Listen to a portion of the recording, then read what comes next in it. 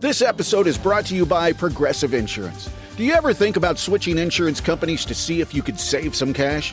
Progressive makes it easy. Just drop in some details about yourself and see if you're eligible to save money when you bundle your home and auto policies. The process only takes minutes, and it could mean hundreds more in your pocket.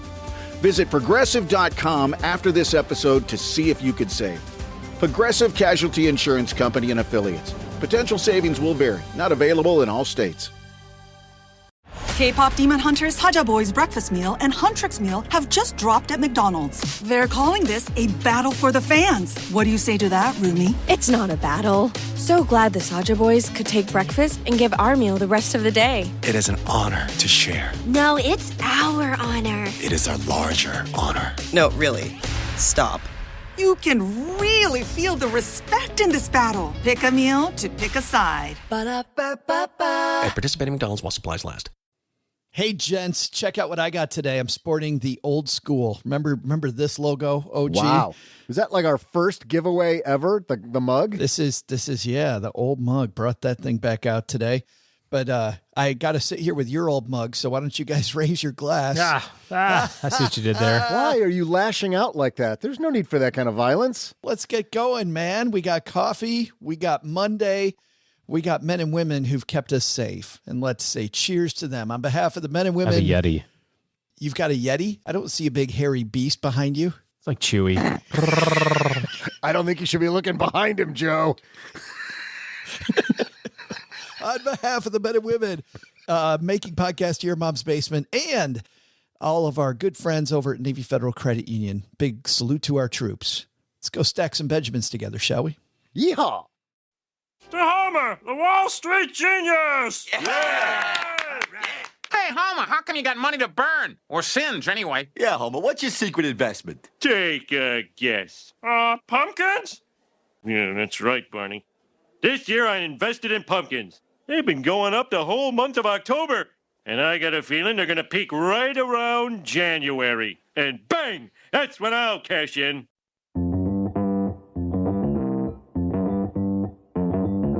Live from Joe's mom's basement, it's the Stacking Benjamin Show.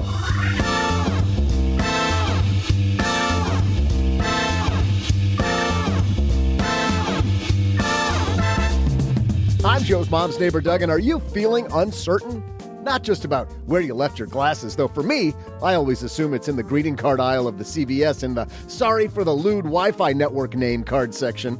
I'm talking about uncertainty in life. Today, to help you know what to do in times like these, we welcome investing experts Phil and Danielle Town. For our TikTok Minute, another magical moment as usual, and in our headlines, a study based on Nobel Prize-winning research says young people shouldn't save for retirement.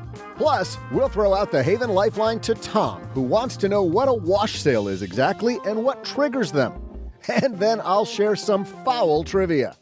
And now, two guys who are certain to help you with uncertain times, Joe and O-G.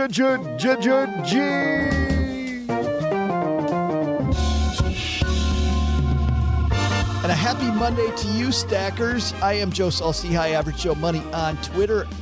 Man, do we got an action-packed show today, OG. This is gonna be amazing. Phil and Danielle Town coming down to the basement. Bringing the lumber.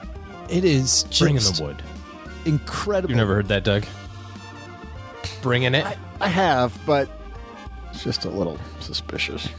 Yeah, I know. I gotta say, bringing the lumber? Yes. Don't say bringing the wood. I see. I gotta say, little difference between the two. That was where you went slightly askew. I gotta tell you though, guys, this is my favorite time of year, and I'm just gonna play this clip. And, this just such a fantastic time of year. Down the third baseline. Biggest pitch of the year here for the Mariners. 3-2, bases loaded. Cishek, the pitch. Base hit, left field. Here comes JP. Bauer scores. JP scores. Mitch Haniger. What a night. What a night. I'm telling you, hey now. Hey now. Hey now. I can't not watch and listen to baseball right now. It's funny because I could ignore, I'd say, about 3/4 of the regular season, and I get to now, and it's just fantastic. That was the voice of Dave Sims, by the way, in Seattle. Do we find it a little annoying that they expanded the playoffs and they're like, and the first game is at 11:05 on Thursday morning? Well, I mean, yeah, they got to get them all in. I mean, we're running out of calendar, out of weather to play baseball in. It's their own fault. They brought it on themselves. So this is self-inflicted by expanding it. 100%. So they've got to squeeze them all in. But I agree. But I mean, even back in 06 and 12, when the Tigers were in it, I remember having the TV on in the office, watching it. Just super exciting. But it's great. I agree with you, Joe. Everybody knows what's on the line. And so when you get a walk-off like that, it hits different. They're like jump scenes in horror movies. There's always that moment or the possibility of that, oh my God, moment in baseball, especially in later innings. We got a lot of jump scenes in today's show because we've got big headlines. We've got TikTok Minute that's going to blow your socks off. And, Phil and Danielle Town as icing on the cake. But first, before all that, you know, what's funny is I was watching the playoff game yesterday, Doug, and they get to like the end of the third out, and I'm like completely in it, like bottom of the fifth, end of the third out. And you know what the guy said? Welcome, welcome, welcome. In business, there is no room for guesswork. Every shipment matters. Every deadline counts. And when you're trying to keep operations running smoothly, the last thing you need is uncertainty.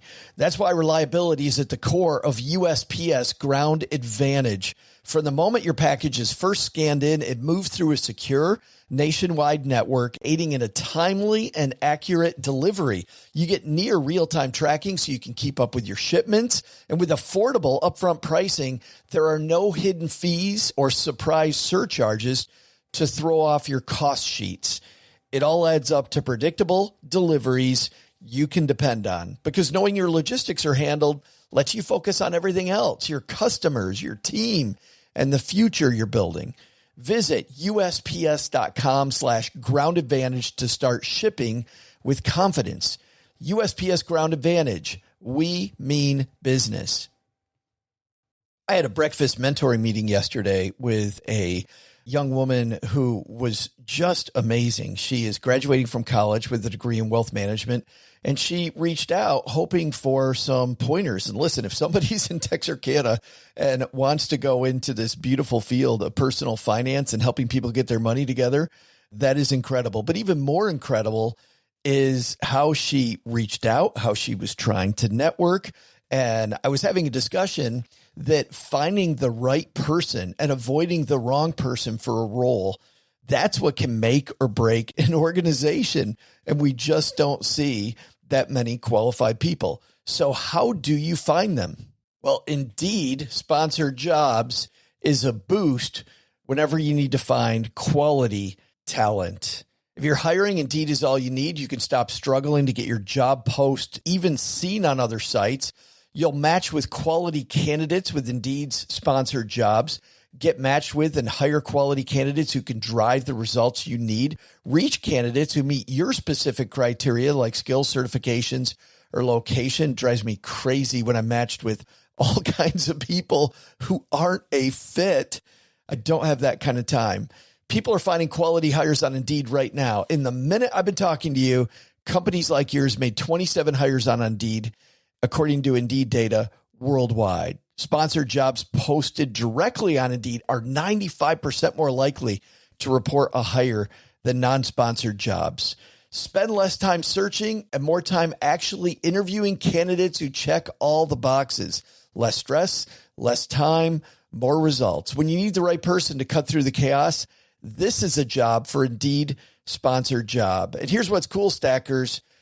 You're going to get $75 in sponsored job credit to help get your job the premium status it deserves at Indeed.com/podcast. Just go to Indeed.com/podcast right now and support Stacking Benjamins by saying you heard about Indeed right here at Stacking Benjamins. Indeed.com/podcast. Terms and conditions apply.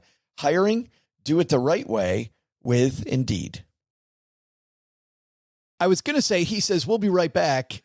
Don't go away. You're listening to the MLB on Westwood One or whatever it might be. So does Westwood One even cover? Does their network even cover? I don't know. I don't know. I hope they do. I don't think so. Yes. But they cover the best finance out there. So let's get moving. Hello, darlings. And now it's time for your favorite part of the show, our Stacking Benjamin's headlines. Our headline today comes to us from Market Watch. This is probably our most requested headline we've had in some time. So this is here by popular vote, I guess. Tons of people emailing me, sending me direct messages on social media. This is written by Robert Powell. Many young people shouldn't save for retirement, says research based on a Nobel Prize winning theory. Have you seen this, OG? I saw it. Yeah. Most financial planners advise young people to start saving early, and often they write for retirement so they can take advantage of the so-called eighth wonder of the world, the power of compound interest. And many advisors routinely urge those entering the workforce to contribute to their 401ks, especially when their employer is matching some portion of the amount the worker is contributing. The matching contribution is essentially free money, but new research indicates that many young people should not save for retirement. It covers, what's called the life cycle model, which suggests that what you're trying to do, assuming that you are spending your money in the happiest way possible that you can at any given moment, your goal is to optimize happiness and smooth out your spending trends. So based on that information, people that are making medium income and less should spend every dollar that they make. Okay. Instead of saving. Which is what they do. And that we are doing that great. We've got it down. And that because of what they call the time premium, that money that you save for later, not as good as money that you would spend on joy today. So spend your money on joy today versus putting it aside for a future you might not have. Okay. And somehow somebody suggested that this is a really good idea. YOLO. Yeah. Basically, somebody researched YOLO. Right. And they're like, this is how we should live our lives. YOLO. I like it. That's what I do. Scott said that young workers might also consider securing a mortgage to buy a house. Scott, by the way, is the researcher, rather than save for retirement. The reasons: you're borrowing against future earnings to help your consumption. Once again, you're basically how the American economy is founded. The whole model's based on how you want to live your life, and to fund that consumption, you buy yourself a house and you're building equity that could be used to fund future consumption, he says. I don't have it handy, but I wonder what percentage of people would do that rationally, which basically what you're saying is this is assuming that every person is a rational actor their entire lives and buys their house at 25 and pays it off at 55 and then uses the equity to fund future consumption. But what obviously happens is that people buy their house at 25, then they buy another house at 30, and they buy another house at 35, and they buy a house at 42, and then they buy a house at 52, never having paid anything but interest to the bank this entire time and relying solely on the equity gain to get out of the previous house. You know, it's not that they paid it down. They didn't use it. They just paid interest to the bank that whole time. I bet that there's some numbers out there, some studies out there. And I would suggest that, you know, this isn't really earth-shattering. Well, it's really stupid advice, but it's not. This is what people are doing, right? It's like the average. What's the average 45-year-old has $48,000 saved? You know, that's what they're doing presently. Is everyone is doing it? That's not the problem. The problem is that nobody's doing the other thing. And I would be also further curious as to if you run this game out, like how does this look when you're 80, when you're no longer able to borrow to finance your lifestyle? Yeah, they talk about if you are a low income or low to moderate income worker, and during retirement, then your Social Security payment based on percentage of your income based on what you earn is a fairly high number. So Social Security will take care of you, he says. Mm-hmm. If you're a higher end worker, you can wait until you're middle aged to start saving. And I just, this stuff makes my head explode for a different reason. You know, there's this thing about, for me, what if you're wrong, right? Like whenever I think about a strategy, I think about, okay, what's my strategy that's least likely to blow up? I can save too much money, which is a problem that some people have. And we've talked about that. And I've gotten frustrated with people that will not ever experience joy because they're so frugal. But that's, you know, a minuscule amount of people versus the number of people doing what you're talking about, OG, which are YOLOing and not saving any money. I mean, if if this doesn't work, it blows up very badly. It blows up horribly. Why wouldn't you go the other side of it and go backwards even further and say, what possible use could a 16-year-old have with $100? Okay, if you're going to say from 25 to 40, you should just be sparking joy, with your money, right? Like you should just get up to your eyeballs in debt and, finance all of your purchases so that you're beholden to your corporate masters for 40 odd years. Then why not from 60? Why the person should also then be recommending when you don't need the money, when largely mom and dad are paying for everything, you should be working your butt off and saving like crazy. Like from 16 to 25 or 16 to when you get your job in college or out of college or whatever. Why not be just dumping money into your retirement accounts during that period of time, as opposed to saying, well, you follow what I'm saying? Like back the study up a little bit. Don't say, hey, when you're in your 20s, like say when you're 16, start saving $100 in your Roth, because that has a huge impact 35 years down the line. But then you run into the problem that, 16-year-olds don't generally also keep their money in the same place for a long time. Are you suggesting that between 16 and 25, save like crazy, and then maybe do a little bit of YOLO, let's have some fun, but at least you've got that foundation built up?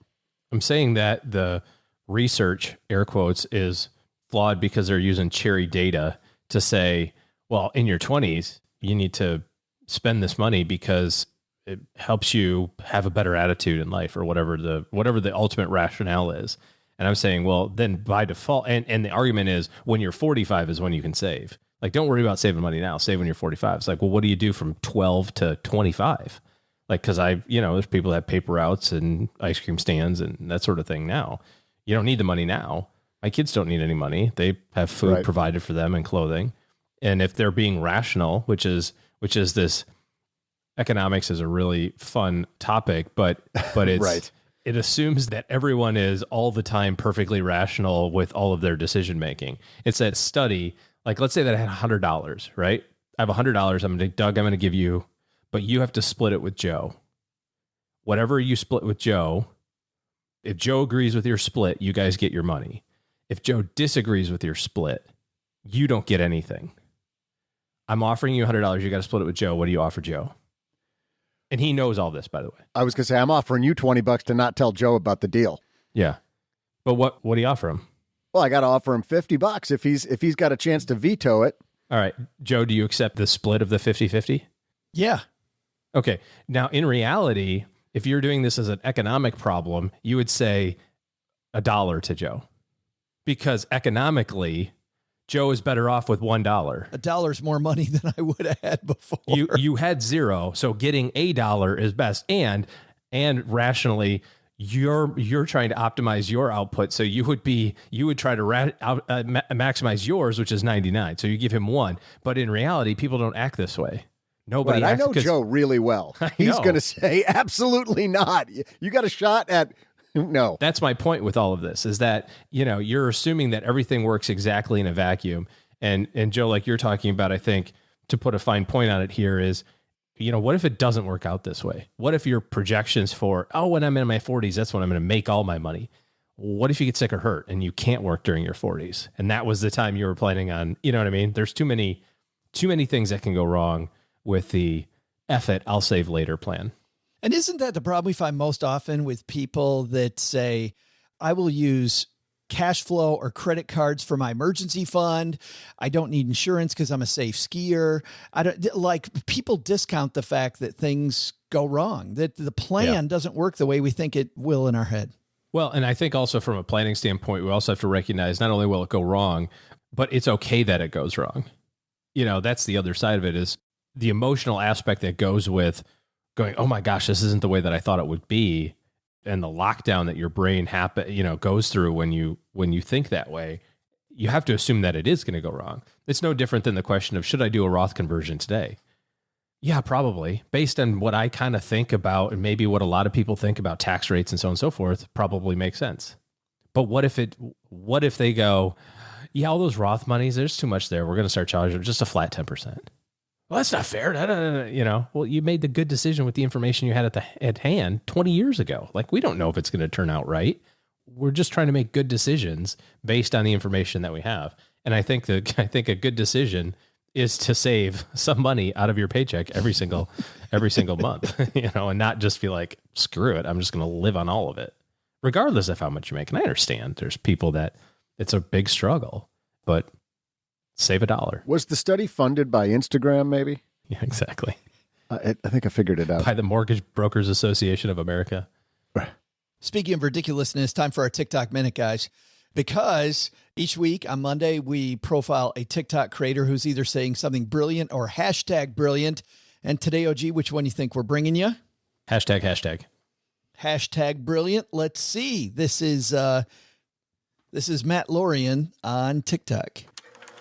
To buy $1 million home for half the price. The thing is, you can only do this if you know how to utilize cryptocurrency. So this is the house that I'm going to buy, and it costs about $1.4 million. So I'll have to pay around $7,000 a month. But for this entire house, the total that I need to pay is $740K, and it's because of crypto. For the down payment, I'll have to pay about 20%, which is $290K. With the remaining $450K, I'm going to put that into the Anchor protocol. Once I deposit the $450K, it'll yield me 19% per year. That's $88,000 a year. Now divide that by 12 months, and that's going to make me $7.3K a month, just enough to cover the monthly cost of this mansion. After it's paid off, I'll have a $1.4 million home, plus be making $7.3K a month doing nothing. If you want to learn more about crypto, check out my bio. Yeah, check out his bio. I have a significant issue with people who say 7.3K. Because that's how it shows you how many views your video has. Well, that's the threshold for, for like where your mind works, I guess. I don't know. 7.3Ks. It's like, no, that's 7 little stacks of money. Oh my gosh. I think though, any strategy that's predicated on getting 19% is sustainable. Especially out of crypto. Like that is yeah. It's the Anchor protocol, Joe. Like you don't understand the Anchor protocol. When was this filmed? Yeah, really. That's a great question. Because I don't think many people are believing that now. I want to reach out to him and be like, hey, bro, how's your mortgage payment going? How's that working out for you? First of all, no banker is going to lend a kid $1 million mortgage on a crypto portfolio. Like they're gonna be like, how much? Upload your bank statements. No, I got crypto. Yeah, I know. Yeah. Upload your bank statements. I said, like the actual cash. No, this is just as good as cash. Sir, declined. You don't get it. You just don't get it. Yeah. Bruh. Where's your cash flow going to come from to pay this mortgage? See, I have the Anchor protocol. Anchor protocol. You need to subscribe to my program. The Anchor protocol. Coming up next, maybe some people that make a little more sense. In a time of uncertainty, especially if you're in the crypto market, there's some uncertainty, but there's all kinds of uncertainty. Geopolitical uncertainty. We've got uncertainty with job situations for some people. We've got, of course, prices a little bit higher, marginally higher than they were last year. Just a little. Well, I love to turn to Phil and Danielle Town, who have a phenomenal podcast called Invest At. Of course, Phil Town has written the New York Times bestseller many times over, Rule Number 1, Investing. And his daughter, Danielle Town, paired with him to create this fantastic podcast. The two of them together have just worlds of experience. And it's funny, OG, last time, remember when the pandemic had just begun and the markets just went through the floor very quickly? Glory days, yeah. We called on Phil Town then, and he backed everybody. Oh, remember how great that was? Staying at home all day, having Zoom calls with the family.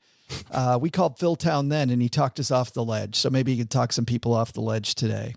But to get there, Doug, I think you might have some trivia for us. Absolutely, Joe. This is what everybody's been waiting for. Hey there, stackers. I'm Joe's mom's neighbor, Doug, and I can see that it's fall because there's a cornucopia of topics for trivia that happened on this day in history. Is it the sandwich they made in Iran to beat the world record but failed because people started to eat it before they could measure it? No. Oh. Well, how about the day we crossed the mark of 300 million people in the United States? No, not that cares? one. Nope. All right. How about we're all huge fans of movies here on the show, so how about we celebrate that it was today in history when IMDb.com was launched? There we go. That's the one. Obviously. Okay. All right. So who could have more movies on IMDb than Marvel? So my question is, what was the first movie Marvel ever made? I'll be back with the answer after I duck into your DMs.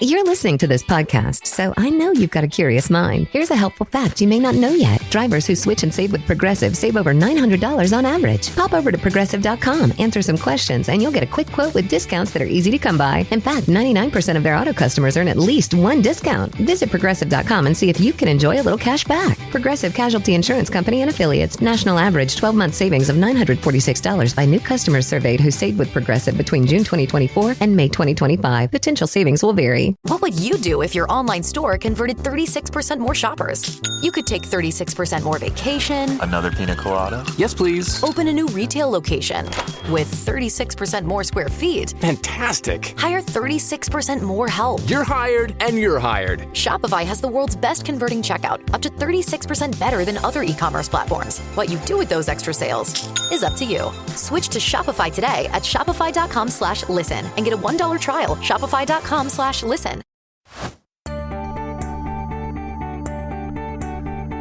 Hey there, Stackers. I'm Cider Man and guardian of the fallacy, Joe's mom's neighbor, Doug. Man, am I sick of comic movies, but you know what? I can't blame them.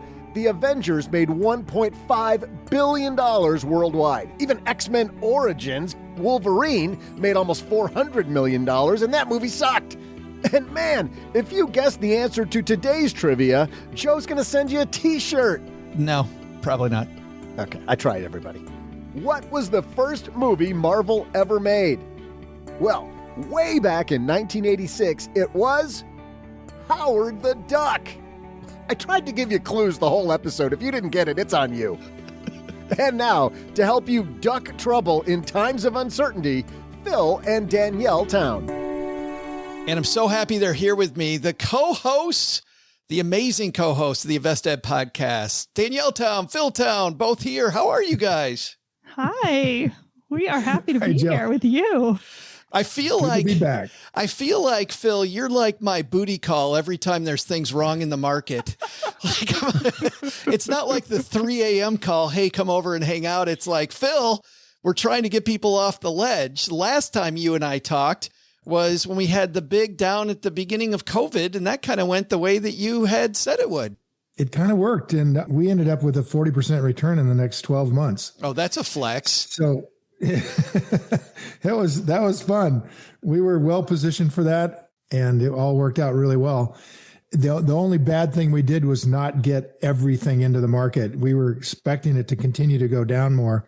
So I was quite wrong about, I just totally never seen anything like what they did when they turned it around. But now we're paying the price for that. You don't print trillions of dollars in order to offset the impact of a pandemic without some really serious repercussions. And we're starting to see those reflect in the market. And of course, the Federal Reserve is jumping in on board here, and they're going to make our lives a little bit miserable, I think, in the short term. Well, that's what I wanted to talk to both of you. Phil, you and I have talked a few times. Danielle, you and I, this is our first time together, even though you were on my other podcast with my good friend, Bobby Rebell. Tell everybody the story that doesn't know the story of you two working together. How did you guys first form this amazing partnership on the podcast? Under protest is how we did it.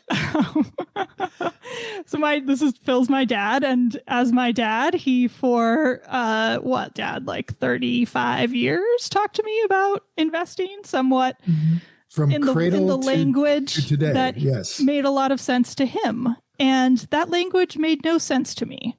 And anybody who watches the financial channels and quickly turns them away will understand how I felt. I was not interested, and I was afraid of everything he was saying. It sounded scary and oblique and confusing.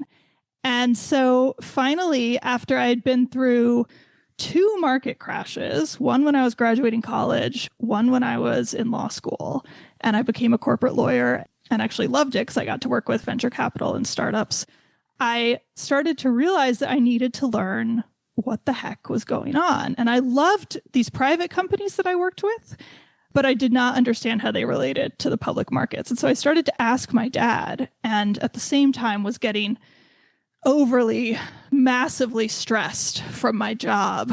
And he said, you know what you need to do is learn to invest. You won't be afraid anymore, and you'll have something to fall back on if you can't continue this corporate job. And I said, okay, fine, but we have to do it on a podcast because otherwise we will not do it. And he said, what's a podcast? So I got out my phone. And so I showed him the iTunes app on his phone. He said, oh, right, that. Okay, got it.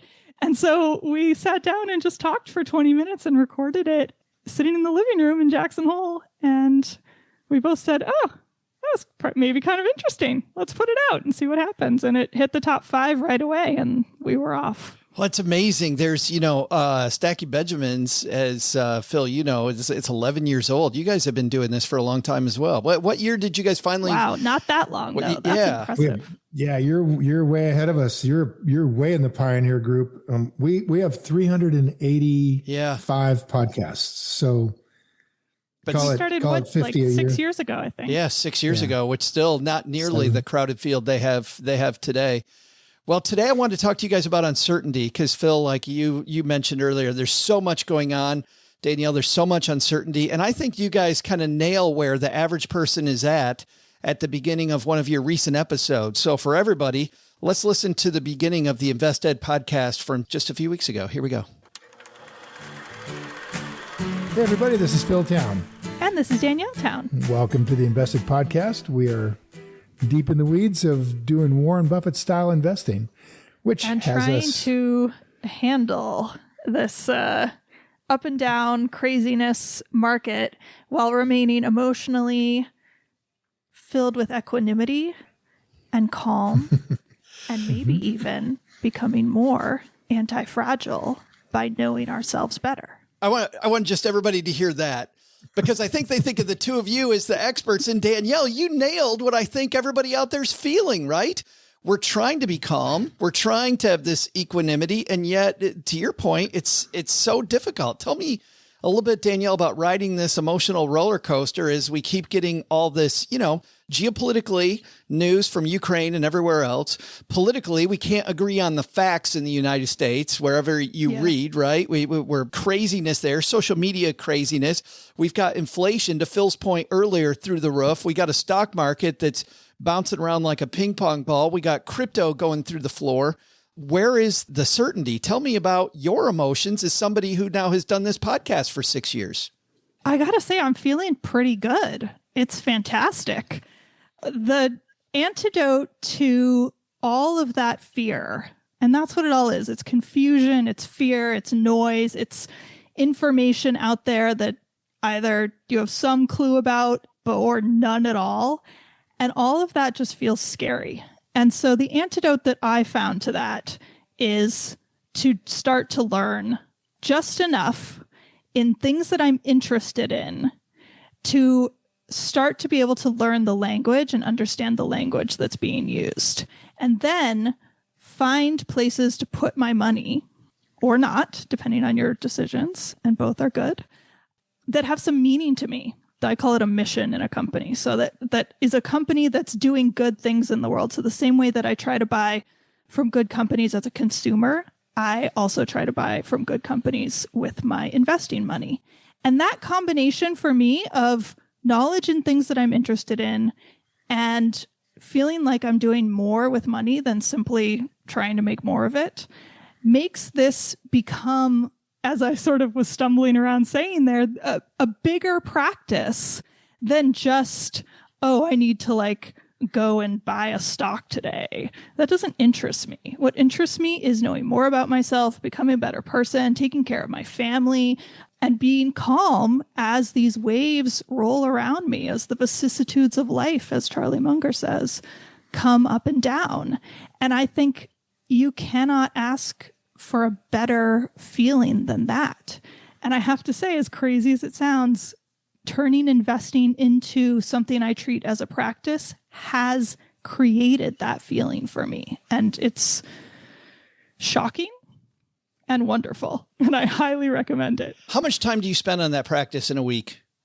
It really varies. It really varies. So some weeks I spend a lot of time because I get really obsessed with a company or a industry or a topic, and I don't want to do anything else. So, I mean, I'm still doing other work and stuff, but I try to basically fit it in wherever I can. So maybe that's 20, 30, 40 hours.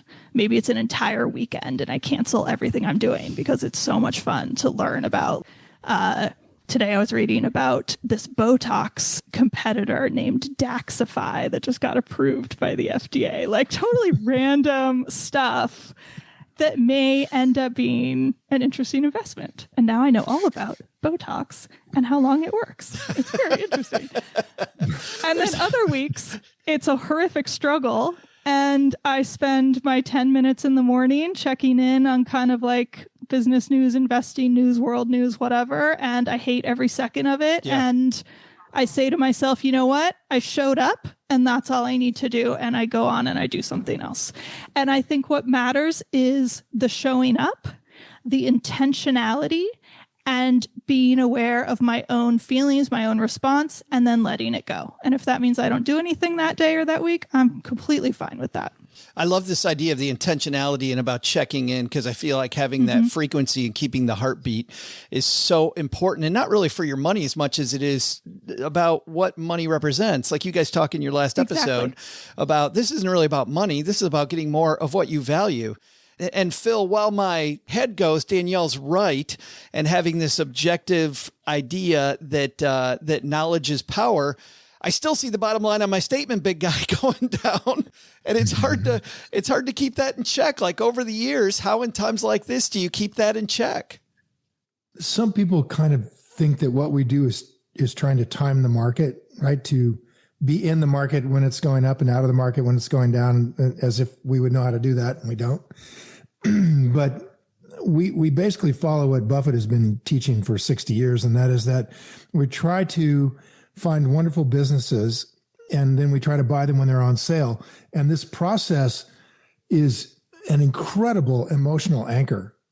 Joe, it's like, if you follow this process, what happens inevitably is that the market, being a market, right? It starts to go up, more people jump in, and they want it to go up farther, and more money chases stocks, and they start going up farther and further.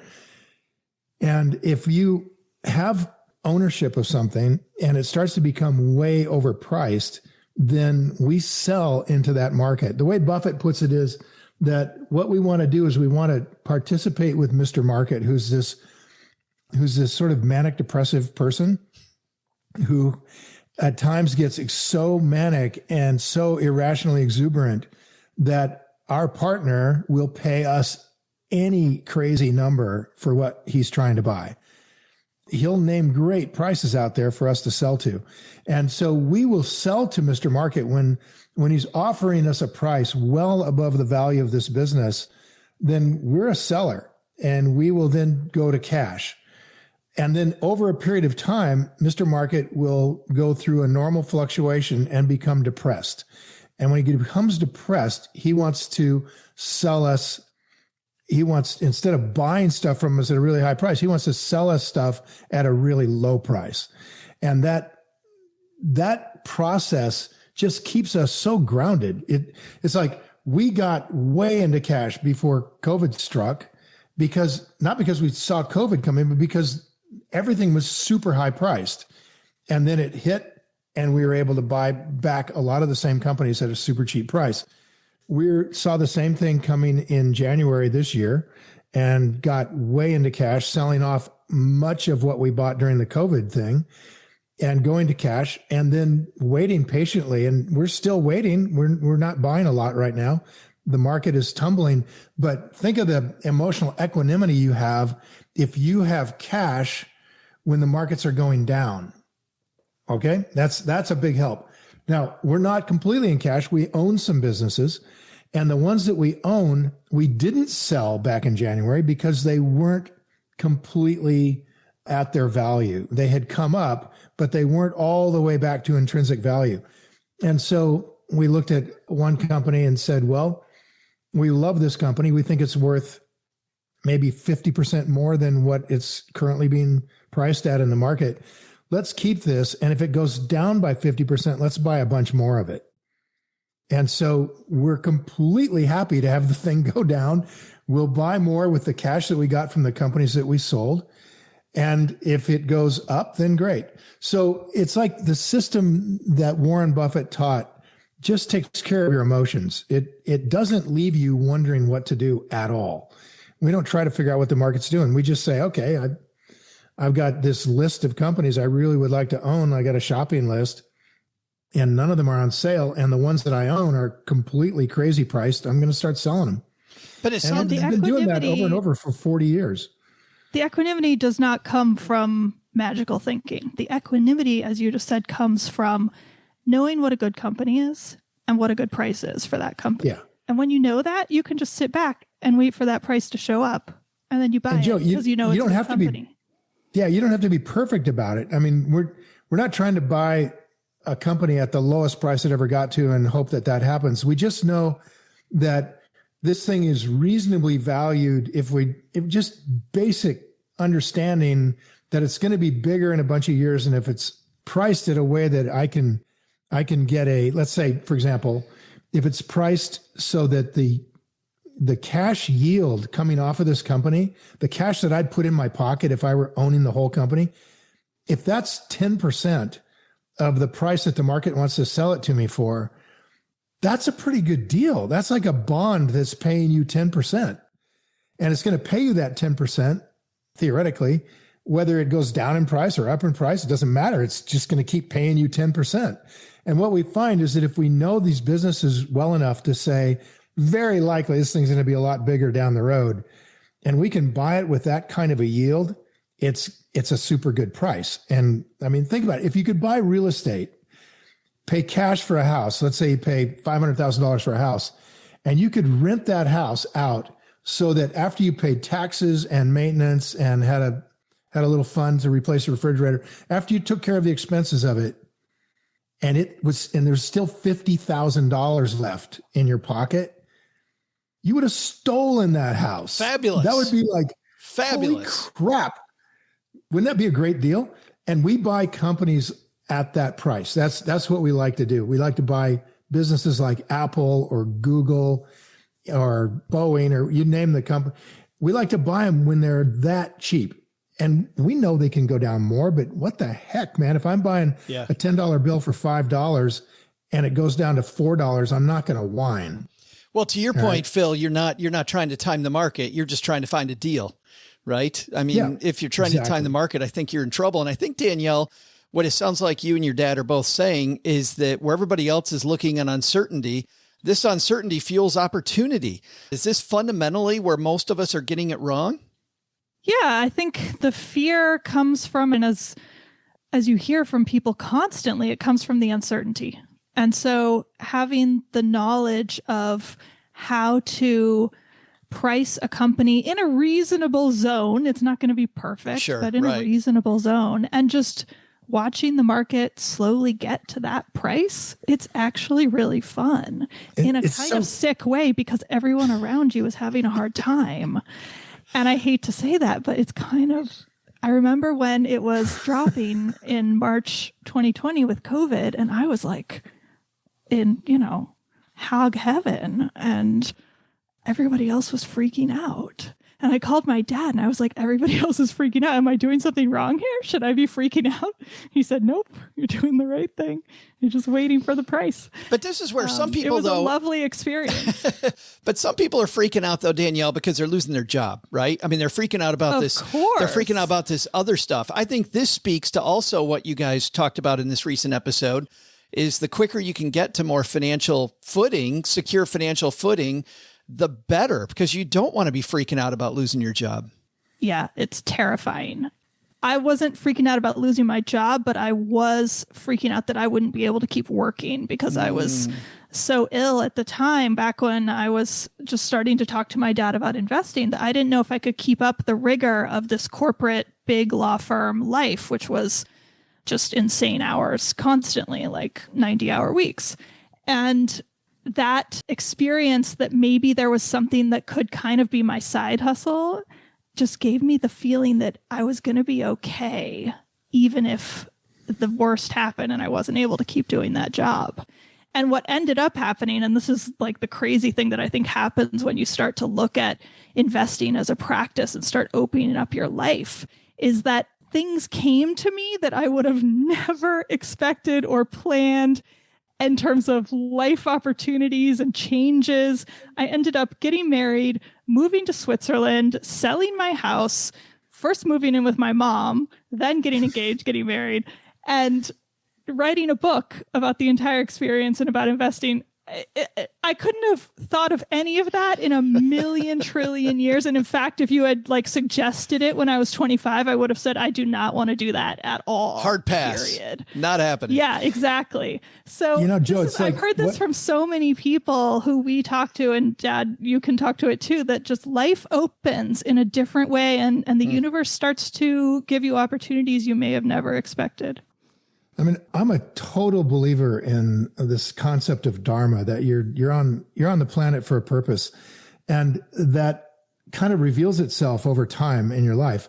The problem a lot of people have is they don't have the financial capacity to follow what they feel like they ought to be doing. Mm-hmm. And you're sort of stuck, right? And you stay stuck because you can see down the road, if I don't stay stuck where I am really going to be in financial difficulty down the road. I mean, right now, if you're 45 years old and you want to live a $100,000 a year lifestyle, you better plan on having $2.5 million in the bank when you get to be 65. And that's just way out of reach for most people because they're kind of stuck into a kind of an investing strategy built by Wall Street for the benefit of Wall Street and not for the benefit of you. I mean, what I see on TV when they start talking about, hey, get a hold of this company and we'll help you figure out your wonderful retirement.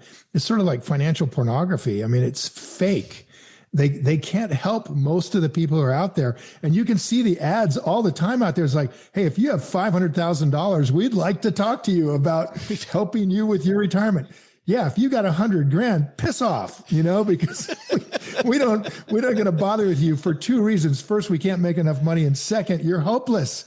We can't help you get to where you want to go. Yeah. Only you, it turns out, can help you get to where you want to go. And I think Danielle's generation, these millennials, are perhaps more motivated by getting to some kind of financial security and financial independence by the time they're, say, 50 years old than any generation that's come before them. But the financial services industry has no answers over there, Joe. They don't know how to tell you anything except save about 75% of the money you're earning. Yeah. And you can also retire. Who wants to live like that for the first 30 years of your adulthood? So they don't have an answer. And the answer, interestingly enough, is right there with this old, wonderful geezer, Warren Buffett at 90 years old, and an even more geezery guy, Charlie Munger, is 97, I think now. These guys actually have the answer. I mean, they can tell you how to invest and to do it right. And we know from our experience of 40 years now and from other people's experience for the last 60, 70, 80, 90 years, this path is well beaten and you can go down it and get to financial independence. You just gotta learn how to do it. It's not rocket science. There's two big problems with that, though. One, I hear them both from people, and I have lived both of them. One is I don't have enough time, and the second is I don't have any money to invest. And both those things are real. Like, you're not going to magically end up with a bank account with money, and you're not going to magically get more time. So the two answers that I have to that is, one, the time to learn to invest and to start to learn about companies and what's going on in them and pricing them is when you have no money, because then you won't be tempted to go out and spend that money before you're ready. Right. Yeah. So start to learn, get it going. It's like the emotional power that gives you to not be able to go buy anything is not to be overlooked. And as somebody who then, I guarantee you, will then start to make more money as you start to get into this and think about it. And as the life opportunities start to open up, you will be really happy that you started early. And then secondly, and make sure that you do it only with things that you're interested in and that add to your life and that are really fun, like learning about Botox competitors.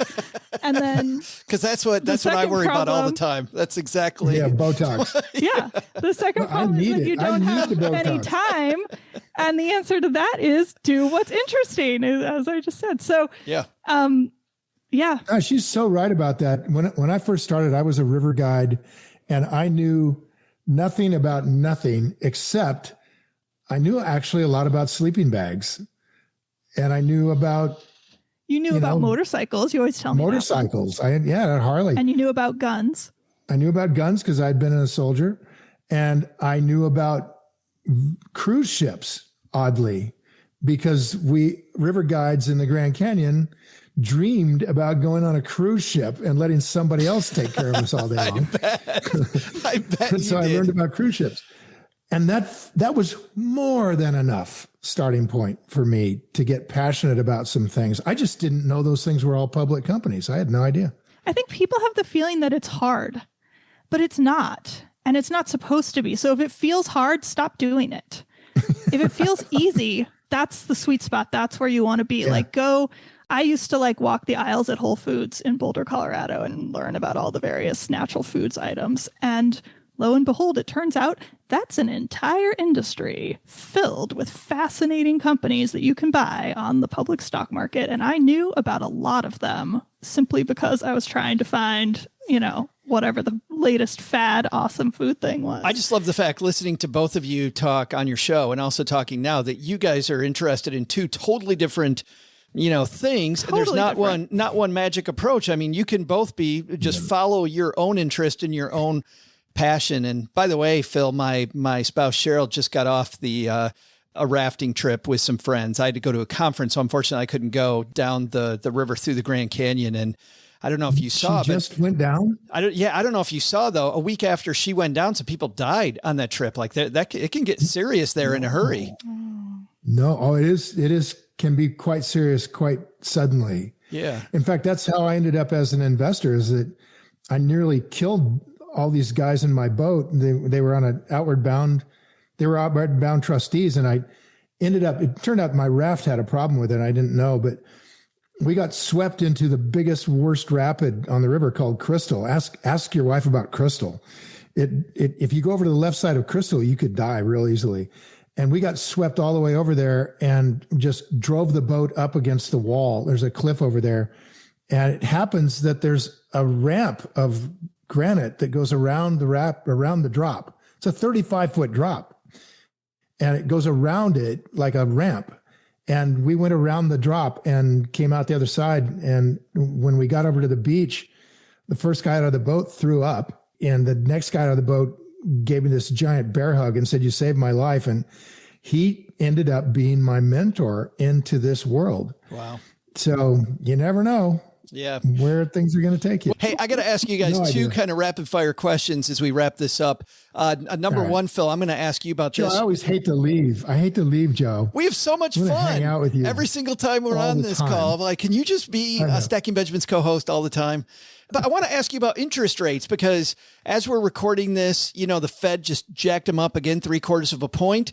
Jeffrey Gondelach, the big bond manager, says it's like, people doing shots at a bar, and everybody's telling these people doing shots they need to calm down and have some water.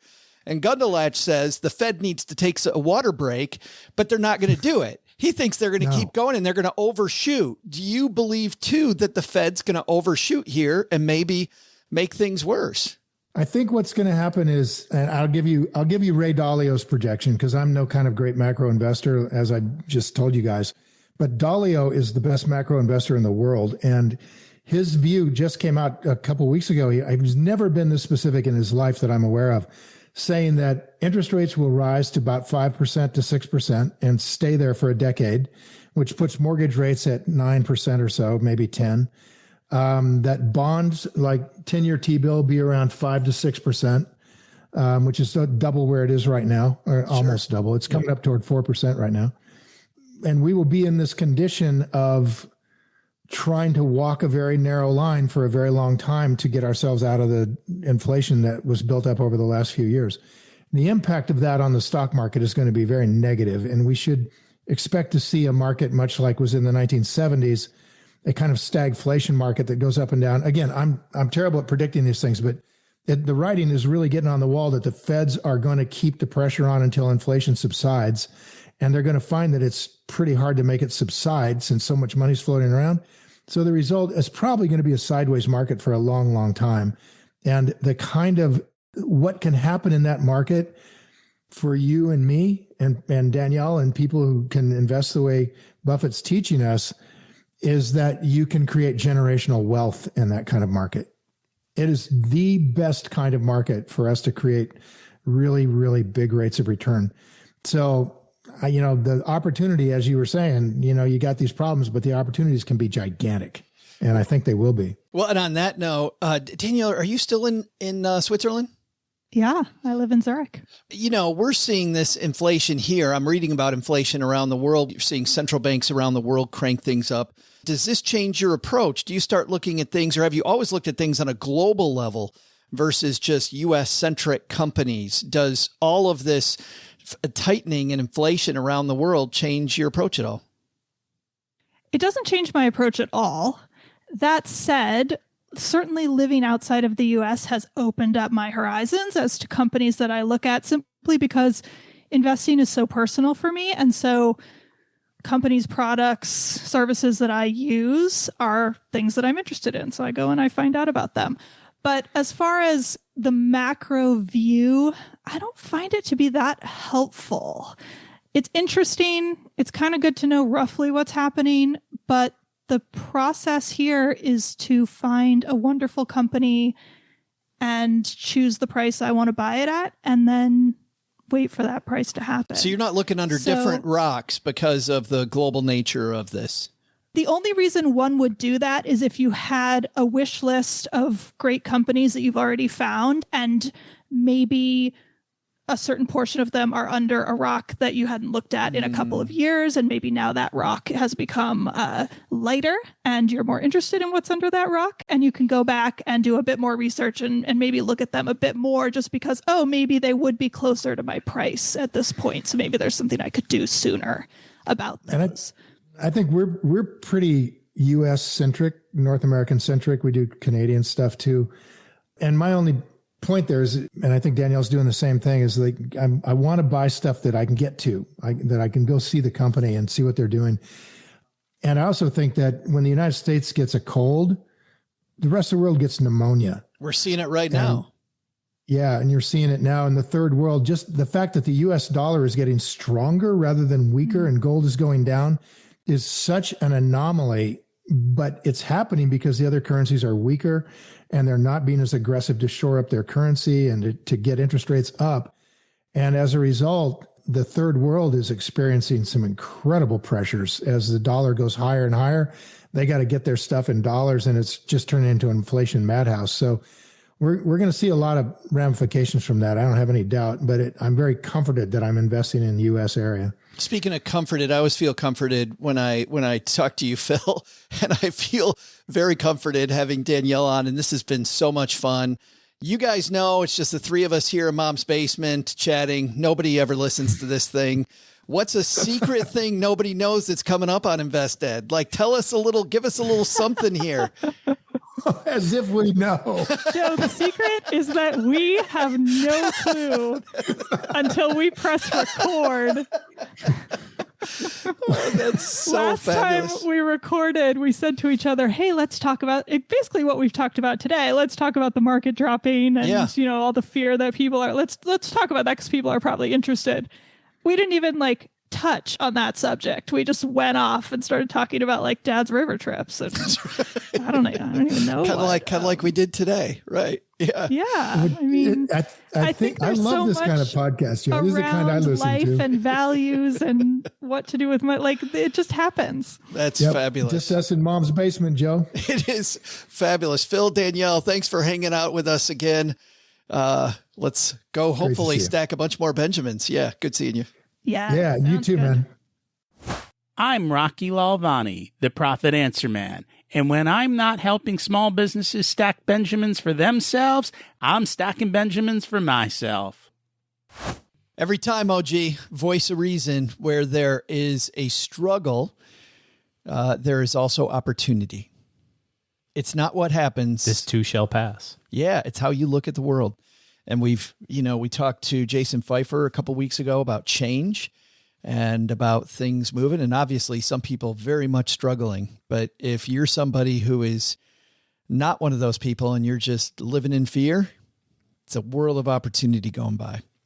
Hey, let's throw out the Haven Lifeline and tackle some of life's most important questions. Our friends at Haven Life Insurance Agency, OG, they put what you value first. Getting on a plane and going to San Diego. Because that's where I'm headed as soon as this thing prints. As soon as we're done. Oh, that sounds lovely. How is it in San Diego? 75 and sunny. Isn't that like every day of the year? Probably. It's 75 and sunny. It's amazing. Easiest job on TV is the weatherman in San Diego. It's fantastic. It's your loved ones and your time, but even better in San Diego. That's why they made buying quality term life insurance actually simple, so you can head for some of that phenomenal cuisine down there.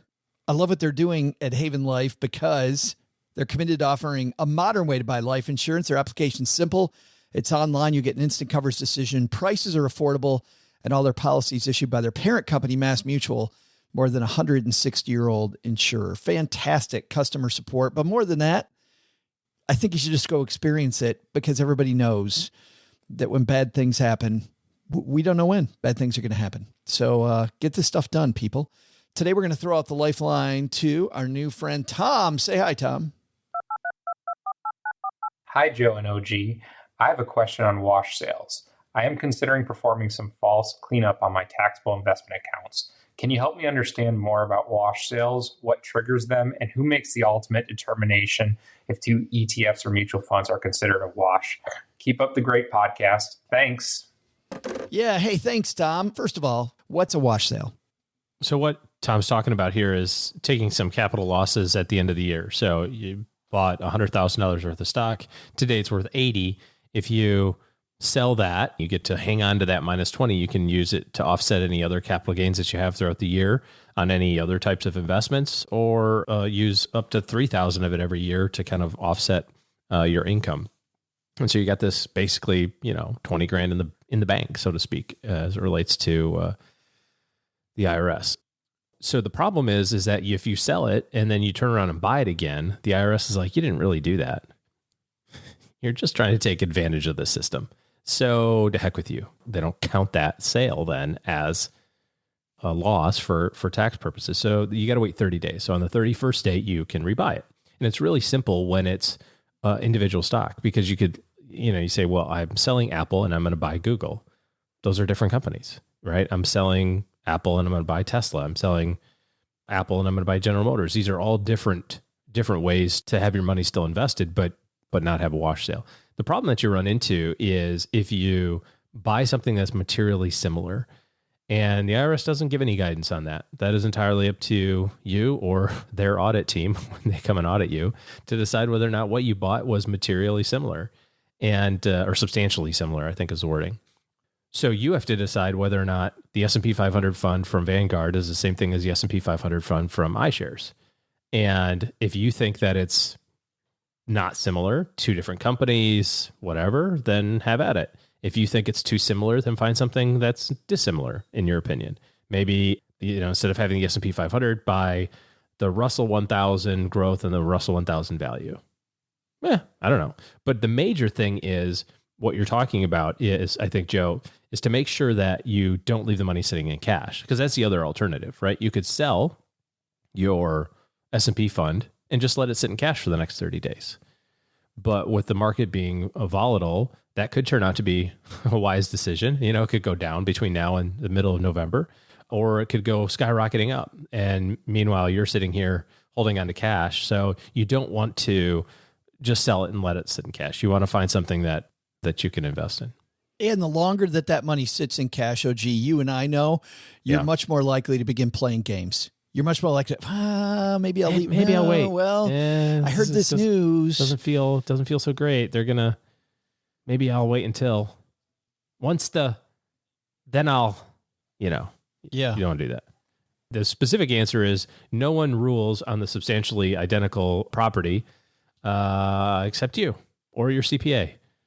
That's your judgment call. Well, until it reaches the IRS, right? I mean, if the IRS comes after you, though, I mean, then it's your rule versus. Then it's the auditor's definition of what is substantially whatever the identical. auditor thinks. I think it's been largely accepted that if it's a different ticker symbol and it's a different company, that it's not similar, anecdotally. And we are not your CPA. Yes. Yeah. If it concerns you, then buy a different company. And there's a lot of ways that you can get exposure. Using our S&P example, there's a lot of ways you can get exposure to the 500 biggest companies in the United States. Yeah. Good stuff. Thank you for the question, Tom. You have a question for us, maybe another tax question or maybe a benefits question here at the end of the year. Bring them, whatever it might be, stackingbenjamins.com/voicemail, and we will send you a shirt. A Greatest Money Show on Earth t-shirt, our fabulous circus tee, for being brave and calling in and helping other stackers. Hey, that's going to do it for today. We've got a lot of fun coming up this week. On Wednesday, we are going to be on Instagram Live. Doug joined me again last Wednesday on Instagram, and hilarity ensued.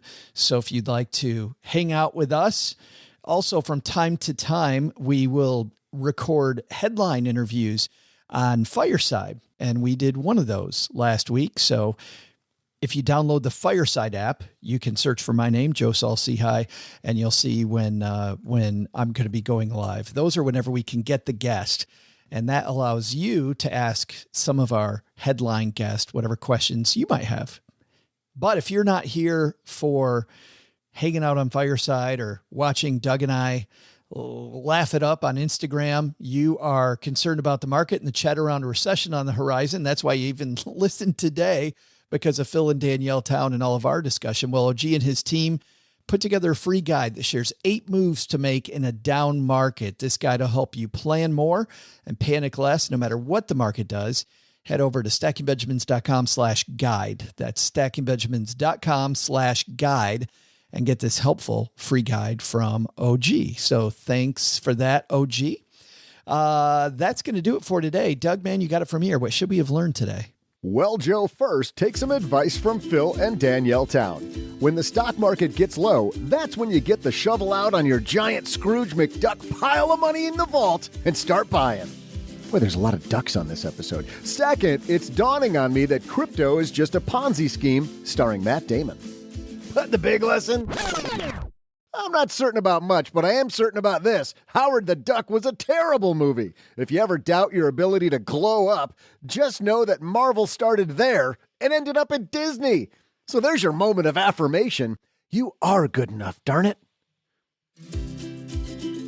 Thanks to Phil and Danielle Town for joining us today. To learn more about their work, including their hit podcast, Invest Ed, go to rule1investing.com. We'll also include links in our show notes at stackingbenjamins.com.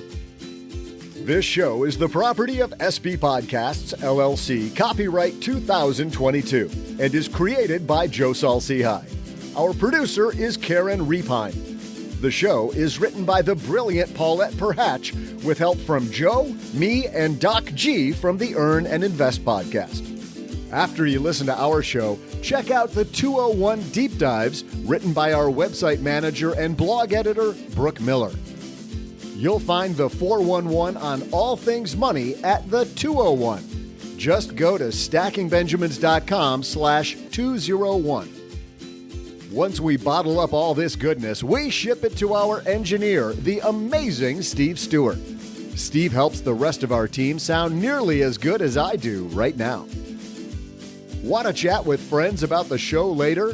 Mom's friend Gertrude is our social media coordinator and the room mother in our Facebook group called The Basement. So, say hello when you see us posting online. Here's a weird fact. Both she and Tina Eichenberg are never in the same room at the same time. To join all the basement fun with other stackers, type stackingbenjamins.com/basement. I'm Joe's mom's neighbor, Doug, and we'll see you next time back here at the Stacking Benjamin Show. Not only should you not take advice from these dorks, don't take advice from people you don't know. This show is for entertainment purposes only. Before making any financial decisions, speak with a real financial advisor.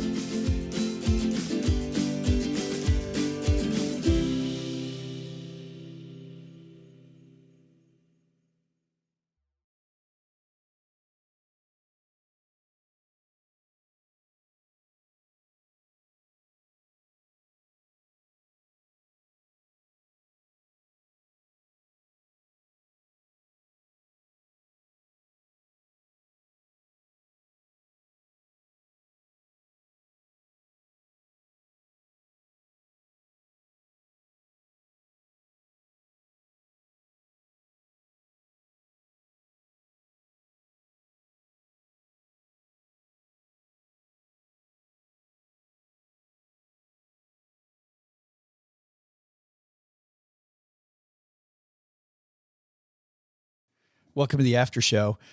What happens in the after show stays in the after show. Apparently, I made a mistake, and I talked about the after show. Say it ain't so, Joe. I know they were talking about that in the basement. That I mentioned the after show during the main part of the show. I screwed up my own game, but you're bound to follow it up after 1,300 episodes. From time to time, we will talk about what we're watching on movies and TV.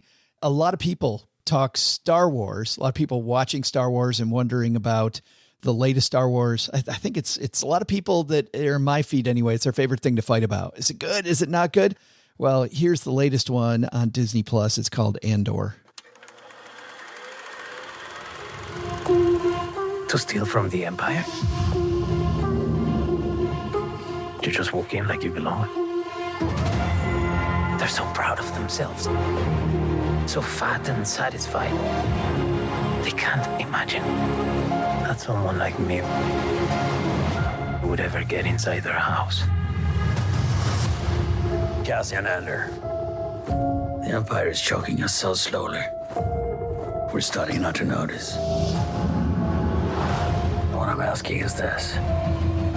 Wouldn't you rather give it all to something real?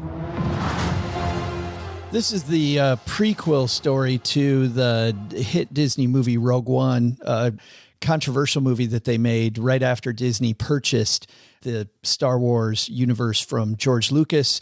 It's the prequel to the whole Star Wars movie saga. Like, how did they even get to this point? And if you don't know anything about Rogue One, I think I'll leave the spoiler for you. Go watch Rogue One. I thought it was a fantastic. Did either of you guys see Rogue One?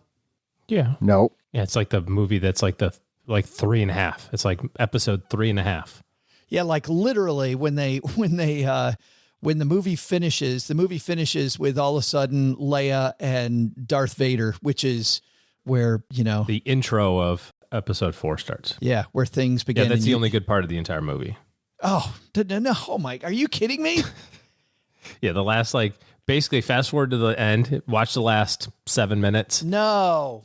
That's the only part. No, I thought Rogue One was one of the better movies in the entire universe. I thought it was fantastic. And wait, in the whole universe or in that movie's universe? That movie's universe. I think in the Star Trek universe, I thought Rogue One is absolutely fantastic. Yeah. You didn't like it at all. In the Star Trek universe, you are correct. Well, Doug, out of all the things I've known about you, I didn't know you're not a Star Wars fan.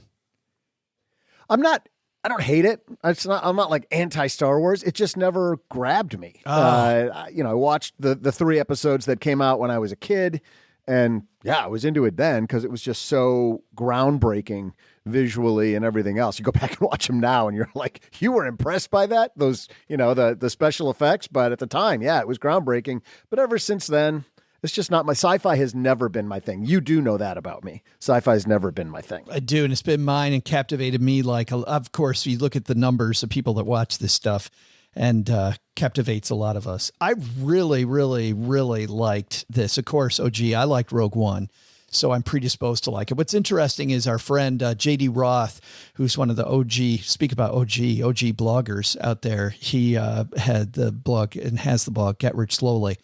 JD and I fight about Star Wars all the time. He and I totally agree on Andor, but what he likes about it is so far we're on episode 5 of what I think is going to be 6, because it sure seems like we're coming in for a landing now. The no Jedi, none of the magic stuff, just this gritty determination of these people that can't stand the empire, who are banding together to go do something that seems really, really stupid. Seems really, really tough what they're getting themselves into. And I like these. I like those stories, the unlikely heroes going in to disrupt this big, huge machine. Pretty cool. The other thing I like about it, there are people working for the empire who are not completely on board. And, you know, in the original movies, especially, you just get the empire as this big evil machine, but there's got to be people under the hood. There's real people under the hood who are, you know, making stuff happen. And so it shows the political infighting between some of the people that are, you know, mid-level management people in the empire. It reminds me, Doug, did you play this old video game back in the day? I think you did. I think you and I both played it. No One Lives Forever. That doesn't ring a bell. Archer. It's an Austin Powers kind of universe feel, but there's this woman who's this underpowered secret agent, and she always says the funniest stuff. But I vaguely remember. Was that on the PC? Did you and I do that on the PC maybe? Yes, we did. Yeah. And remember, she would sneak up on bad guys, which was, you know, she had to sneak up on people because she wasn't that strong, but she would sneak up around the corner and you'd hear these two henchmen talking. And one says to the other one, "Have you told your mom? Have you come clean to her about what we are?" The guy goes, "You mean bad guys in a video game?" It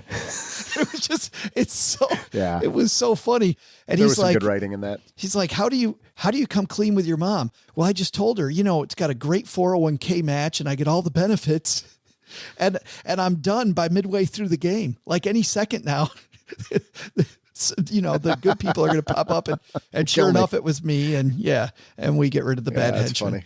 But it's kind of, you know, this wink, wink, nudge, nudge. But this, there's no winking, there's no nudging. It is just gritty. I don't know, man. I loved it. OG. I thought it was great. But if you don't like Rogue One, this is the prequel to Rogue One. So you probably won't like this one either. Okay, good to know. I'd rather have talked about OG's suggestion in this after show, which is what books are we reading? Well, too late. Another time. Next time. Because the show's over, folks. Instead, we just got to hear Joe tell us about a movie that I don't like. Perfect.